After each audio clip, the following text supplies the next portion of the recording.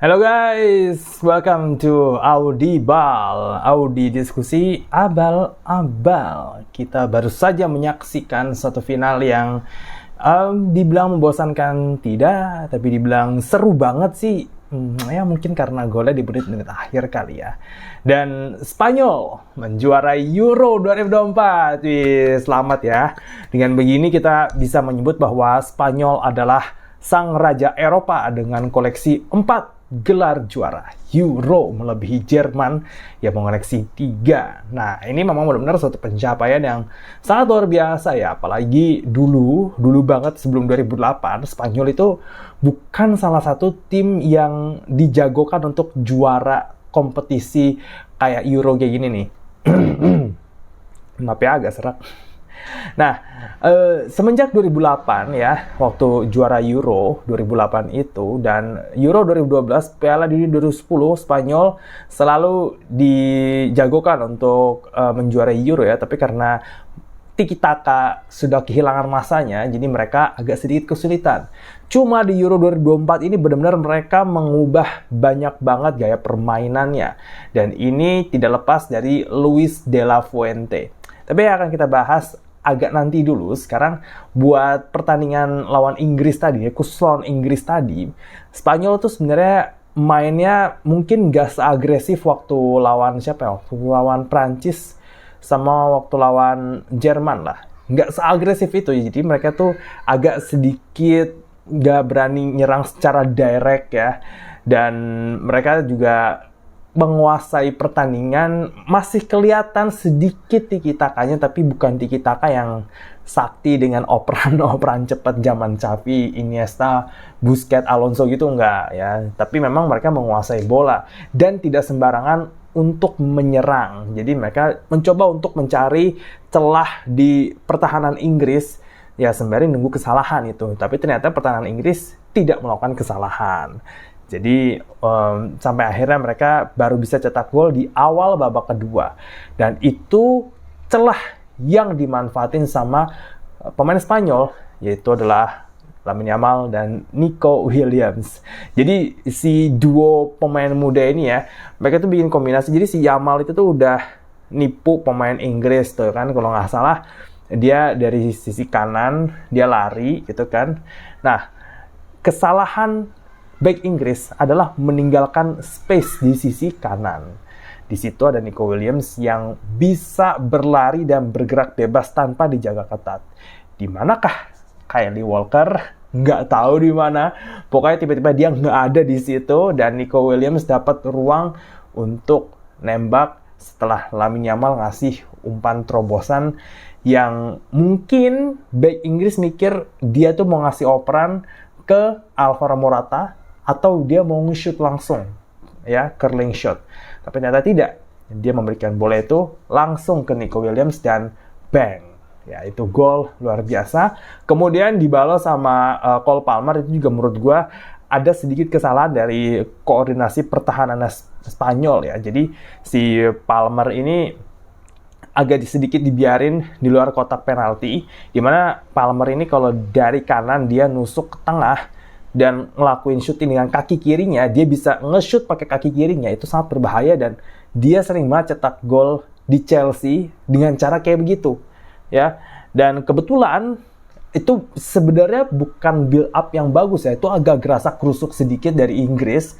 Beruntung Bukayo Saka bisa bawa bola dari kanan, dan Bellingham sebenarnya dia itu tuh mau nerima bola tapi nggak bisa kan. Nah, kebetulan dia ngelihat Palmer di dekat situ, ya udah dia sebenarnya cuma mau ngoper pendek aja. Tapi karena Palmer punya space, dia nggak dijaga sama Rodri nggak ada yang salah ya, sama Zubimendi ya.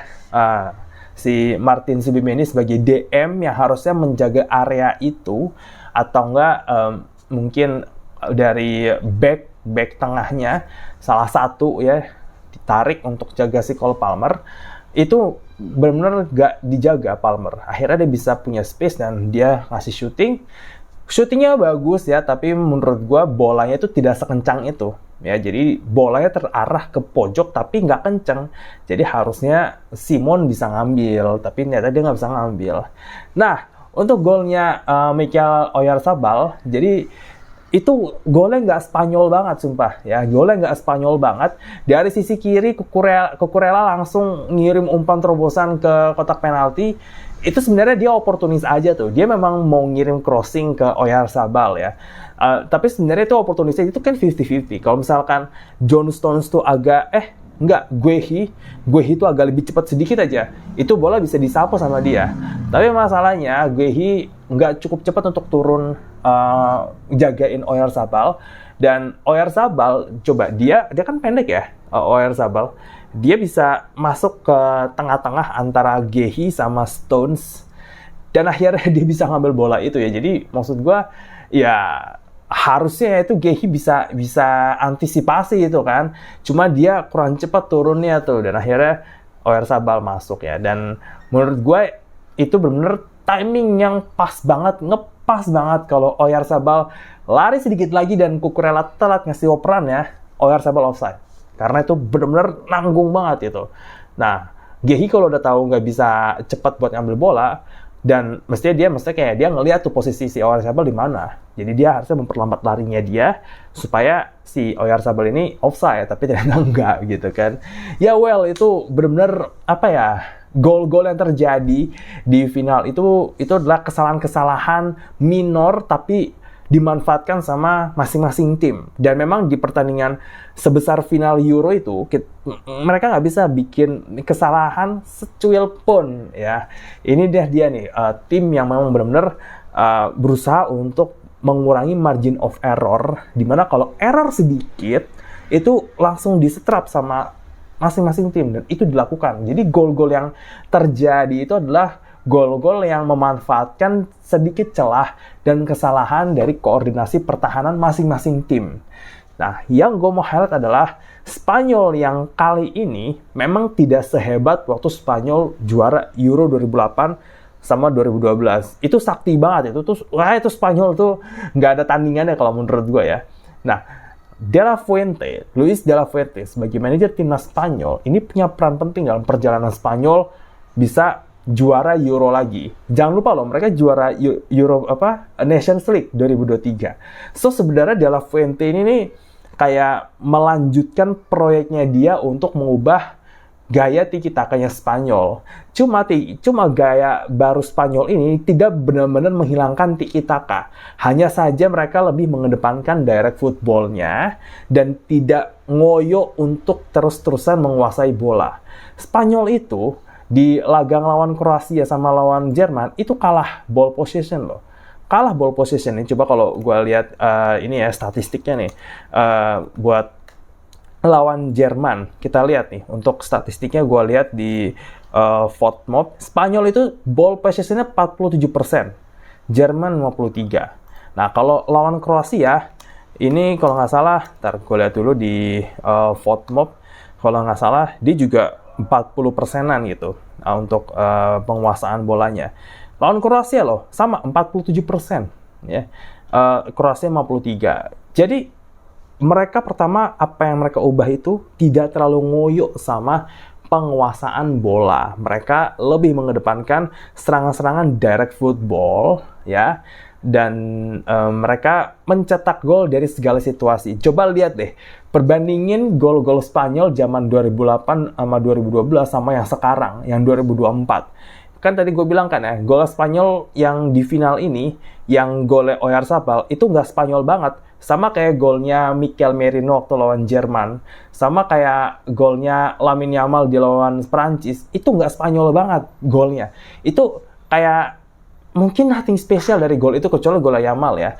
Tapi maksudnya nothing special itu apa? Itu bukan gol yang dibuat dari kombinasi antar pemain dengan aliran bola yang cepat, positioning yang sempurna, mengakali offside.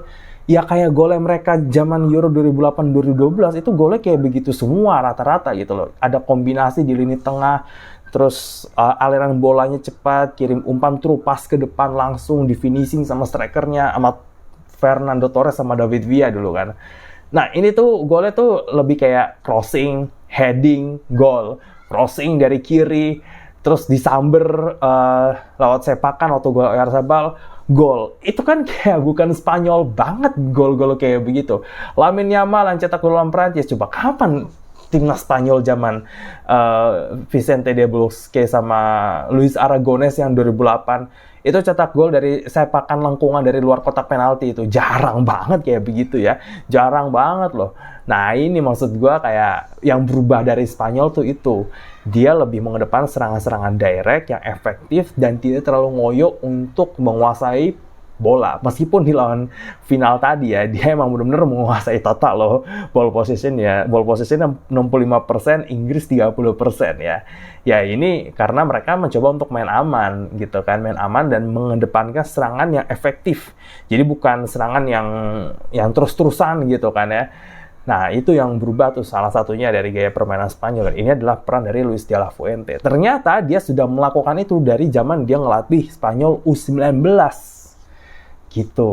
Dan dia juga tidak berusaha untuk kayak menguasai lini tengah banget itu kan. Kadang-kadang ya dari Lamine Yamal langsung crossing masuk, dari Dani Olmo kiri langsung crossing ke kotak penalti, atau dari tengah langsung masuk kasih umpan terobosan ke depan. Jadi nggak selalu bikin kombinasi di tengah gitu kan. Nah ini yang beda banget Spanyol sekarang, tapi tidak menghilangkan sisi gaya permainan mereka yang menghibur dan menyerang itu. Tapi memang tidak seperti dulu gitu. Jadi Spanyol memainkan sepak bola yang menyerang, berani mengubah gaya permainannya, efektif memanfaatkan peluang dan kesalahan tim lawan, dan mereka sapu bersih semua pertandingan Euro dari laga pertama fase grup sampai final. Nggak ada seri, nggak ada kalah. Semuanya menang ya. Jadi memang mereka sangat-sangat layak untuk juara Euro. Ya, sangat layak sekali untuk juara Euro. Dan mereka memang memenangkan pertandingannya itu lewat tough game, bukan pertandingan yang easy game mereka menangkan kayak waktu final lawan Italia 4-0 itu. Nggak kayak gitu. Mereka menang dengan skor 2-1, 2-1, 2-1 gitu kan.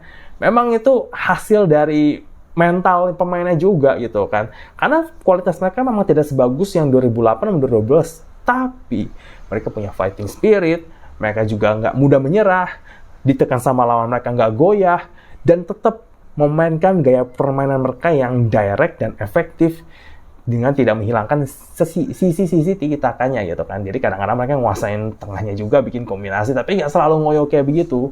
Gitu, dan itu bekerja dengan baik ya saat lawan Jerman, di mana Mikel Merino itu cetak gol, kemudian lawan Prancis juga kayak begitu, sama lawan Inggris. Itu bukan Spanyol banget gol-gol itu, tapi efektif dan mereka juara.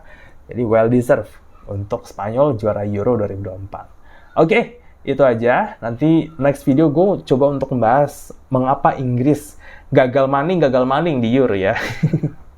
Sebenarnya gue udah bahas sebelumnya kan yang generasi emas 2.0 gagal.